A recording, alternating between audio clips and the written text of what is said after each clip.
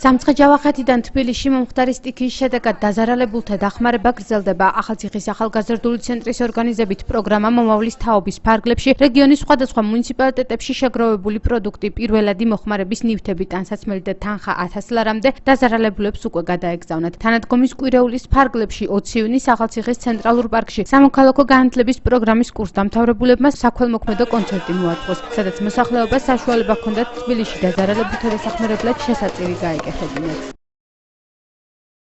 შემდეგ რაც თბილისში მოხდა სტიქია, გადაწყვეტა დაეწყო კვირეული, თანადგომის კვირეული. ამ კვირეულის ფარგლებში ახალგაზრდები აქტიურად არიან ჩართული მთლიანად რეგიონის მასშტაბით. შეგროვდა როგორც პროდუქტები, ჰიგიენური მოხმარების ნივთები, გარდა ამისა შეგროვდა თანხა.